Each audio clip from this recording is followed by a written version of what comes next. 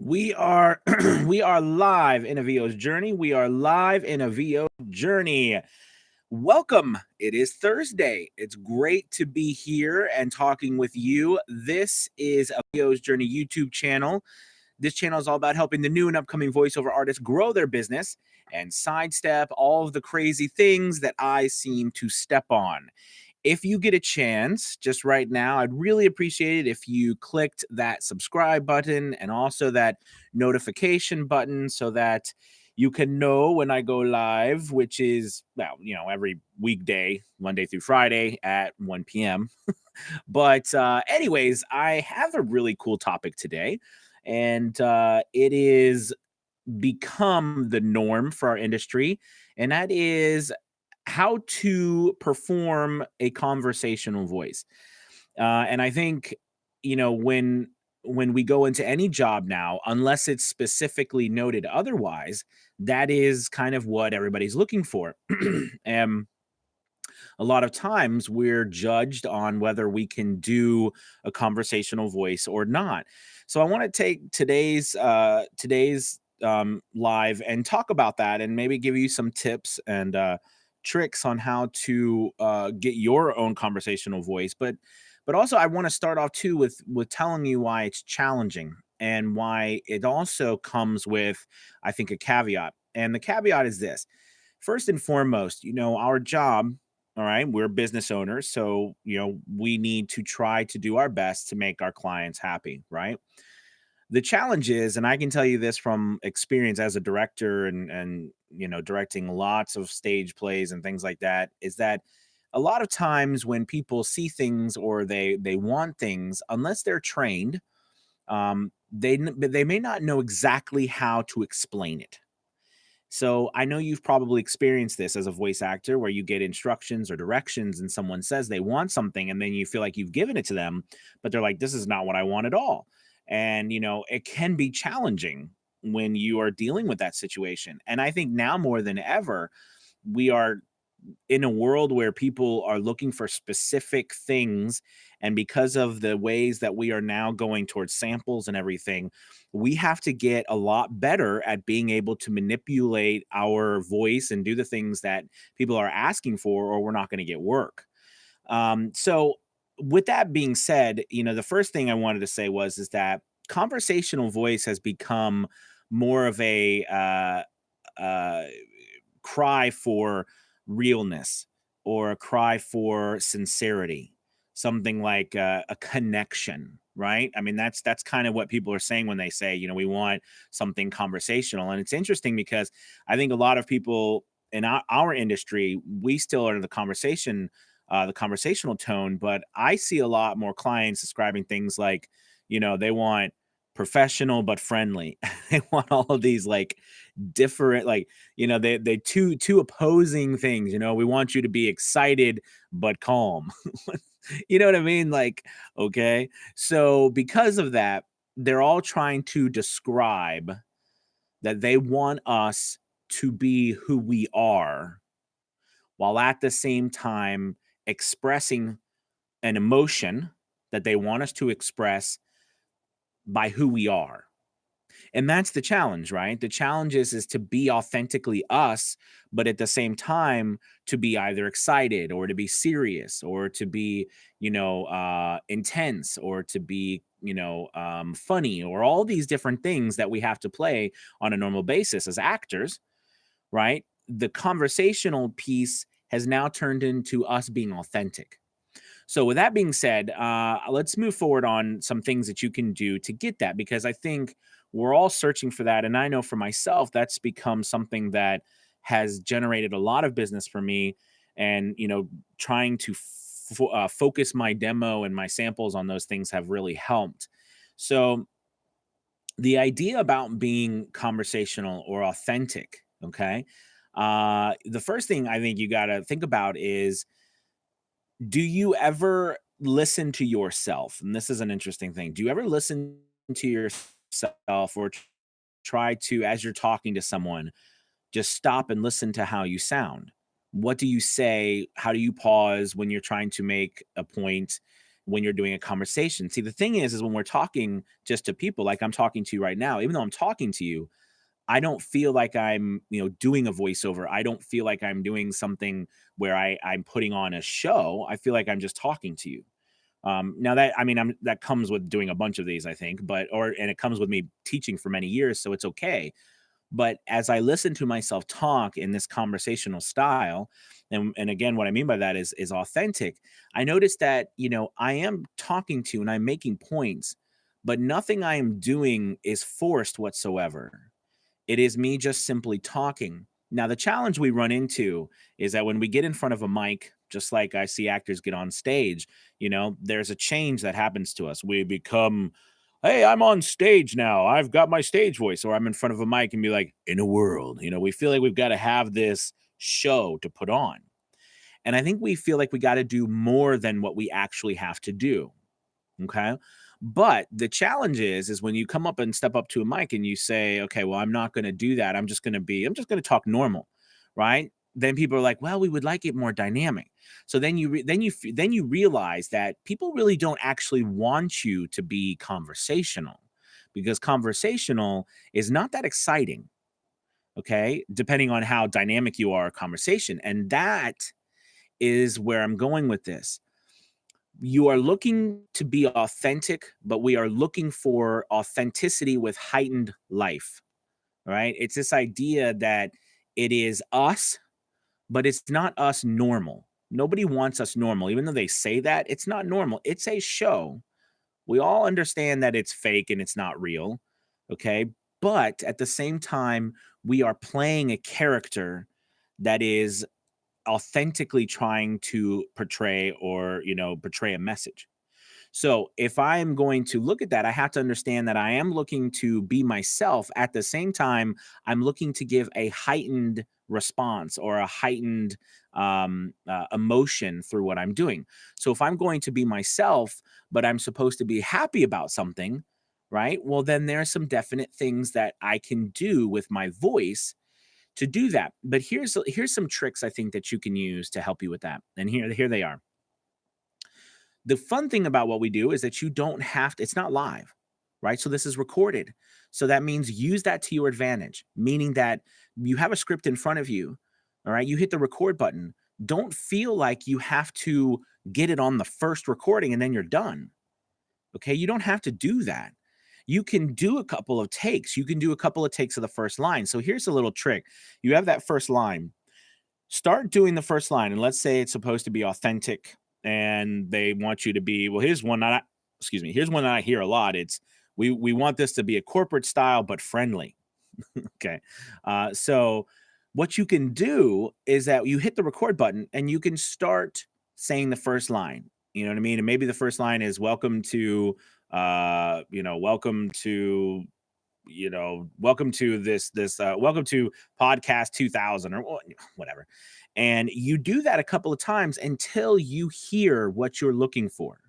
And see, at that point, you're searching for something, so you don't have to actually feel like you are, messing up when you're starting, because you can say something, well, you can welcome to podcast 2000. I don't even know why I came up with that. That's weird. But anyways, whatever. Welcome to podcast 2000. Welcome to podcast 2000. Welcome to podcast 2000. Welcome to podcast 2000.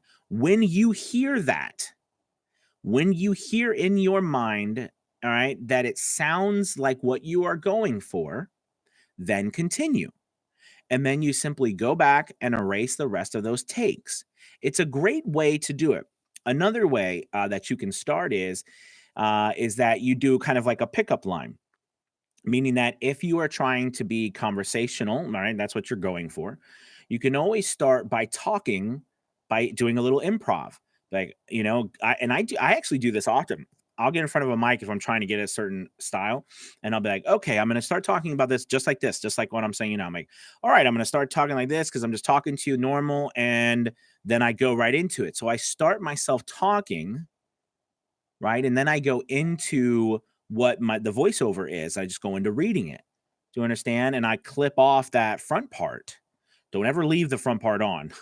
Clip that off. But it is a way for you to utilize the recorded atmosphere of what's happening.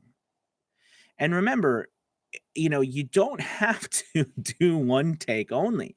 You can work on it. You can do different tries at something and make it work. My suggestion always too is that you always do at least 3 different takes. Now, I'm clearly talking about commercial work.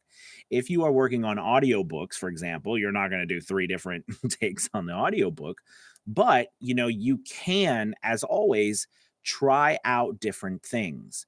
And I think that's something important to note as well, is that there is some practice here.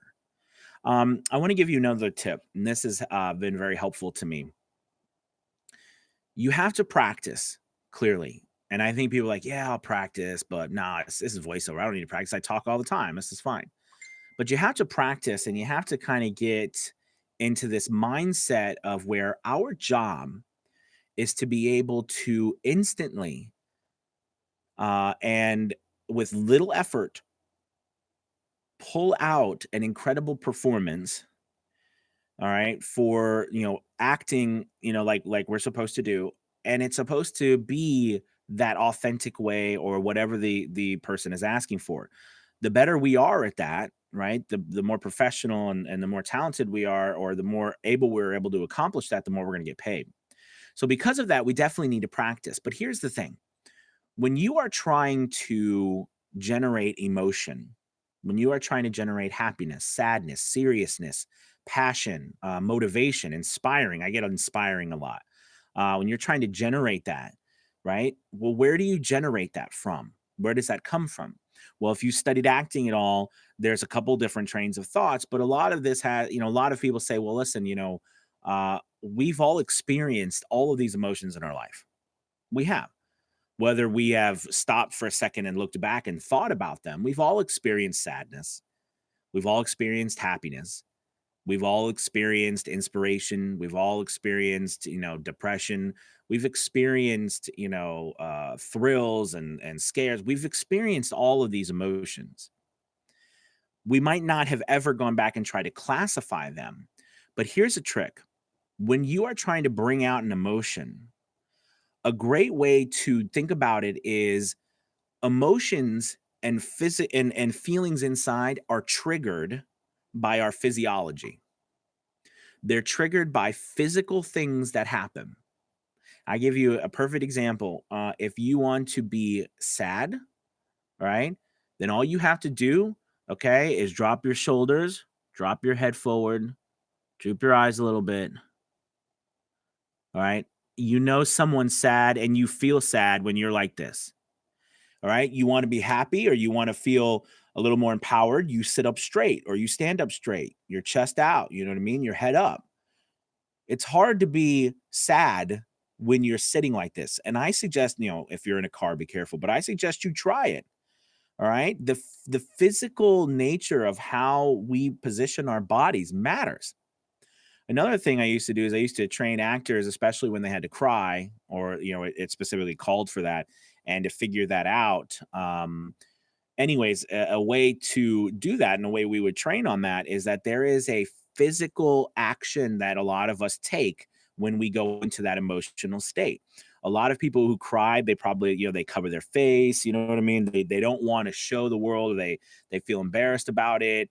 Do you know what I mean? And so, anyways, the point is that we physically move inward, and we all have different takes, but you understand where I'm going with this, right? There's physical actions. So I had a young woman who needed to cry every single night on stage for a show that we were doing, Our Town. I don't know if you ever heard of the show. Anyways, point is that, it was a younger girl. So she was a teenager and had to work on that with her. So we identified what she did when she cried.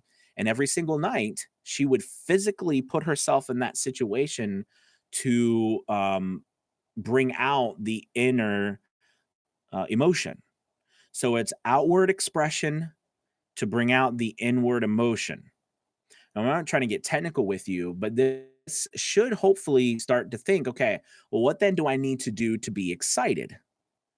Right? Well, if I'm excited, I know I'm a goofball, but you know what? And by the way, no one's watching you. I mean, you're watching me, right? No one's watching you do this in your booth or in your hobo fort or your closet, okay, or underneath the blankets. No one's watching you. So it means it's okay if you're a little silly. All right. But if you're supposed to be that way, be that way. By the way, you can tell. I mean, we can hear how people are acting. We can hear when you're happy and you're smiling. We can hear when you're not happy and you're not smiling. We hear it in our voice. All right. It's just the amazing thing about the triggers and how incredible our ears are. We can hear that. So when you do those things physically, we hear them. So to get back to the whole conversational thing, if you're trying to be laid back and relaxed, then it might be worth something for you to try to be laid back and relaxed, right? And try to talk about something. Try to talk about something where you're relaxed. Like I'm doing it right now. I'm just kind of I'm resting myself on the side, and as I'm doing this, I get this different tone. You can tell my voice a little more relaxed. It's got this kind of gravelly nature to it because I'm not trying to be all prim and proper. Okay.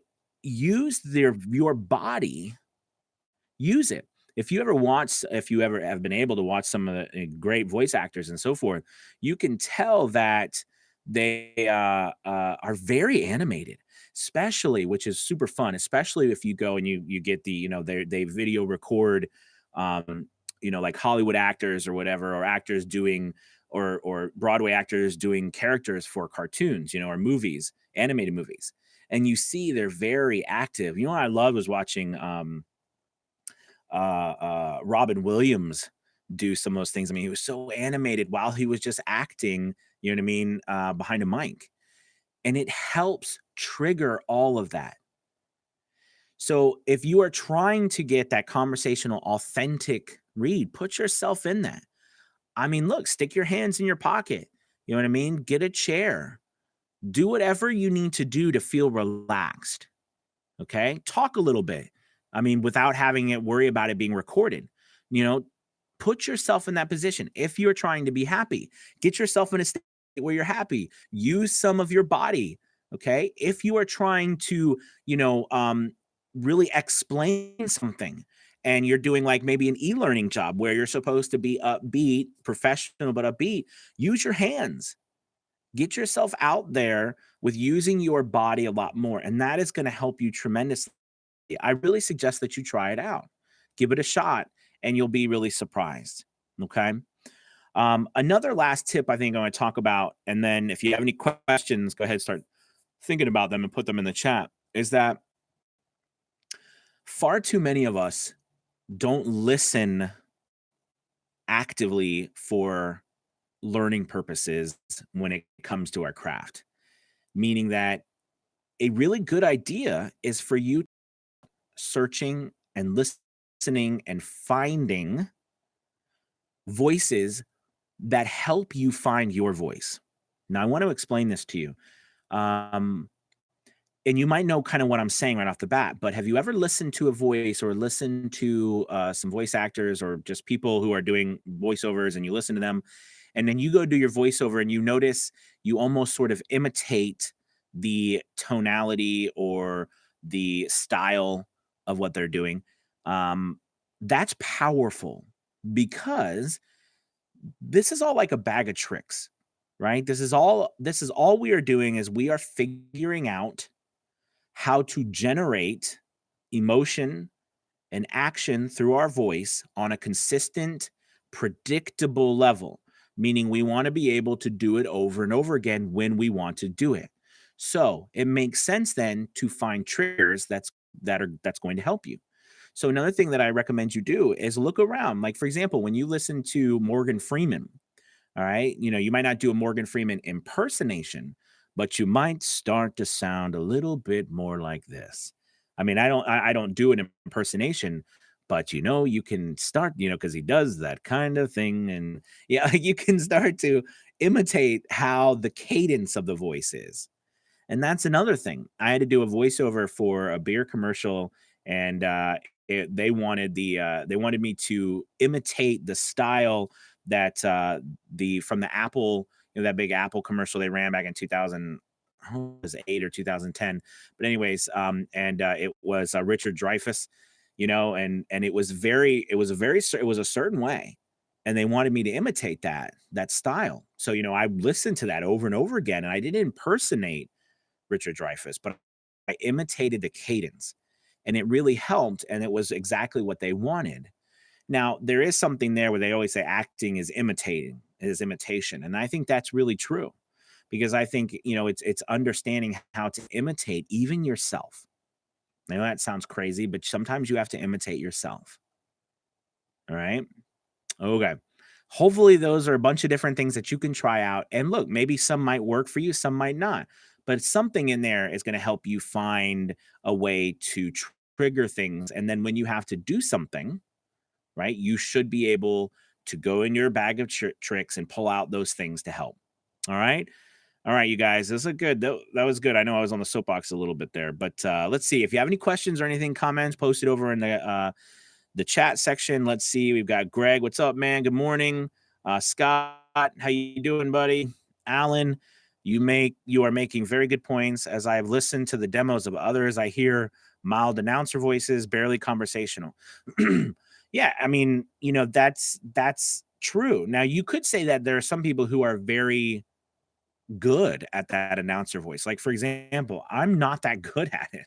I mean, I can kind of, I can be like, and welcome. I mean, I can kind of do a cheesy version of it and I can attempt to, but personally, I'm not that good at it. And you always got to think there'll be a shift, right? Because we'll get to that place where everyone is doing authentic and there'll only be a little bit of people doing, this announcer style. And then it's gonna switch back and people are gonna want that more. Cause I kind of see that now too. I mean, I don't get those jobs. And rightly so. I'm not that good at it. All right. And that's also something to be said too about, where do you fit in? However, the better at imitation you are, I can imitate some announcers and I can make my voice sound that way because to me it's a character. And I love characters. Okay, Jeremy. What's up, Jeremy? Afternoon, AP. Doing 3 or 4 takes is a great way to hear the differences in your specific sound. Absolutely. And I know I didn't go into like pitch and tonality. I didn't go in any of that, I know, but that's a whole nother bunch of videos. Let's see. Curse Leisure. I like that name. Totally agree on incorporating movement and gestures, looking up and having fun with the material. Moving around and gesturing with my hands has made a huge impact on my reads. Thank you. And that reminds me too, make sure your copy's up here. I said a lot of people sometimes, they got their copy down here and they're trying to narrate with it, like in front of them like that. I have on purpose, my screen is actually up a little bit above my head. So my eyes, I have to look up and keep my head up. Okay. And I find that really helps keep me at a level to where I can open up and do things as opposed to me down here like this. So that's something else. If you reach your copy down here, or if your microphone's up here and your copy's down here. Now, I'm not talking about your microphone like coming down, if it's coming down from the ceiling like this. Right. But I mean, you still want to have your head up looking at the copy in front of you. And if you are holding your copy or you're holding like a phone or an iPad, just hold it up while you read to get your head up. Okay. Let's see. There's Chuck. Why am I constantly having to redo my filters on ACX anyway to set them where they'll stick? Chuck, what in the world? This isn't about ACX. Kind of like your question from the right field. Anyways, I will answer your question though, Chuck. It's because as wonderful as Amazon and ACX are, they have not poured the amount of effort into the site as they could have. It's still wonderful. I love it. And, I love ACX, as you know, but it is what it is, brother. I have to reset them too. It's par for the course. One thing you'll notice though, when you first set up your stuff, there are some filters that you put in from the beginning, and those are set. So every time you pull up your account, they reset to those filters. But it's cumbersome. It's not the easiest site to deal with. Let's see. Curse Leisure. What do you do when a buyer has no feedback or very unhelpful feedback on how they want the read to sound? That's a great question. I was actually just speaking with the CEO of Voquent yesterday about buyer feedback and how it's difficult to get buyer feedback and they just don't want to leave it because they don't have time for that. It's not their job. Even though we crave it and we need it. I think the thing is when you are, and I think you're talking about directions too, right? Um, I get all scripts all the time with no directions. I get scripts with very little directions. Like a lot of times my script is professional but friendly, or uh deep and inspiring. So, yeah, like you know what I mean? And I don't feel like I have a deep voice. I do some things where I can manipulate my voice, and I do some things like that. But so, so what you have to do is you have to live by the samples that you've put out first and foremost. And that's why I was talking about the bag of tricks, because you need to know what people are listening and what they're expecting from you. So when I know somebody's coming, they listen to my demo, I might actually ask them, well, what on my demo do you like? Or if I don't know, I might ask them, do you have a video or a YouTube video? Or because people usually have a general idea of what they want, they just have no idea how to explain it to you. Or the worst part is when they explain it to you, you do it and they're wrong. I mean, they don't want actually what they explain to you. So I always like to do, and I know Jeremy was saying 3 or 4 takes. I always like to do a couple of takes the way they say it, and then I like to do a take the way I would want it to do it. Does that make sense? Because there comes a point you got to trust yourself too, right? You got to trust yourself and that you have an idea of what you think it should sound like. All right. Unless, they trump with their directions.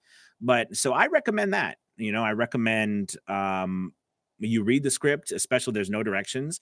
And however the feel is, you do it based on what you have offered, because they heard that and that's why they're hiring you. Do you know what I'm saying? So I have one clip on my first clip on my demo that I basically get hired for. All the work I get hired for is that one couple second clip. So I know that most people want that or some variation of that. Do you know what I mean? So that's or my character stuff. Usually when I do character stuff, people tell me what type of character stuff they want. But yeah, but good question. So do a couple the way they want it, or if they don't have any directions, do it a couple of different ways. Chuck said, okay, just wondering, Greg, what about a soundboard that saves choices? Chuck, oh, I recant. I have no idea. Okay, I have no idea. All right. Thank you guys so much for watching. Hey, please, at this time, if you wouldn't mind, hit the like button. It really, really does help. I really appreciate it. And I know Greg always makes fun of me to go because I go like. But hit the like button. And if you can, make sure you subscribe. And oh, wait, we have a new question from Curse or something. Great answer. RE lack of direction, and that makes me think I need to split my general VO gig into several gigs so I know to default to that read style in the absence of direct. So what you're talking about is like what Voquent and a lot of other people, a lot of other sites are starting to do, and Fiverr does give you the option to do that. However, I think you need to be careful because you know, that's true. It's not a bad idea if, and I'm going to say this a big if there was all things being equal, meaning that if every single one of those gigs you got out there, or every one of those samples you had the same amount of views, then that would be a great idea, right? But if they are not, which they are not, I mean, unless you have them on your site, even on your site, you'll notice that people are not going to listen to all of those different ones. See, so that's the challenge, right? That's the challenge you run into, is that if you split all of this stuff up, heaven forbid someone does come to one of your gigs, listens, or one of your samples, listens to it, and then, they don't go anywhere else. So that's why sites like Voquent are trying to help people to where when they search for something, they find it. But see, the problem that Voquent runs into, I think, too, is that, there are a lot of people, and they are aware of this, though, but there are a lot of people who have no idea what they want, or they still don't want to deal with it. That's why, like, Fiverr has a posting board. They don't want to deal with all that mess. So, that's where all those challenges run into. So I think that you can try that, but be careful that you don't spread yourself so thin that, if people don't find the exact one they're looking for, they're going to think you're just a one trick pony. Okay. I know I collect a lot of data why people buy from me. And a lot of times people say they buy from me because of the breadth of the work that they can listen to. Like all the different samples I have posted on my stuff, all the different jobs I've done. Now that is because of Fiverr and the website that they use. And I have my portfolio active. So I mean, I have hundreds and hundreds and hundreds of different voiceovers that they can listen to. And some of them go through and listen to those. Do you know what I mean? Especially the ones that are going to, spend a lot of money. Okay, let's see. Chuck says maybe curse, but if people can't explain, they still can't explain. I generally put all the weight from lack of direction on proving 3 to 4 good options and or providing 3 to 4 good options. They almost always mention it in the reviews. Yeah. Or a lot of times what happens to me is I do a voiceover, they come back like, that's not what we wanted. I'm like, okay, no problem. I'll send you a revision. You can pay for the you can pay some extra money for revision and let me know. Now I spell that out in the expectations, and I will tell you this, and then I know we got to go. Is that you need to be very clear, very clear. I can't overstate this enough. You need to have upfront and clear expectations for I mean, it's not just this, it's for our whole lives, right? But for in particular with your customers, you need to be upfront and clear. Fiverr, it's easy because when they purchase from you, they have to go to the buyer request section or the requirement section. And on that one, you can be very clear and they actually have to fill that stuff out before it goes through. So I'm very clear about what happens if they don't leave me directions. Okay. And it's not what they want. Okay, because it's subjective, it's going to cost them extra money. But see, they don't have problems with that most of the time because of it being upfront and an expectation. So if you ever have issues with that, try upping your, communication prior to you actually starting a job with the client about the expectations that you have expectations that you're going to get the direction you need. And if you don't, and they don't like it, then they're going to have to, it's okay. You're still going to help them, but you're going to charge them extra to continue to work on it. Right. But you have to tell them that because if you don't, they're not going to know. And in which case you're kind of, you've kind of led them down a path where they don't have any idea. So they're going to make up their own mind. And 9 times out of 10, their mind's not going to be like, I'm going to pay you extra. Their mind's going to be like, well, you should do it right. Right. All right. Let's see. Meaning you give them 3 or 4 different takes. Yes, that's what Alden, that's what he means. That's what he means. That's why you do 3 to, a general rule of thumb. And a lot of sites are actually asking that now too, is that you do, 3 different takes. Now, clearly, again, we're talking about smaller scripts, right? More commercial style things that are 30-second or minute long. I think anything over a minute or a minute and a half, okay, or at that point, like a minute and a half or 2 minutes. I mean, that's after you get over 2 minutes, that's just, you're not going to be doing 3 different takes. But anything that's, I think 30 seconds to a minute or a minute and a half, maybe at the top for me, I'll do 3 takes. All right. And try to make them noticeably different so that the person can choose. And what I found as when I do that, it's interesting because then they always seem to come back with one of them that they like. So yeah.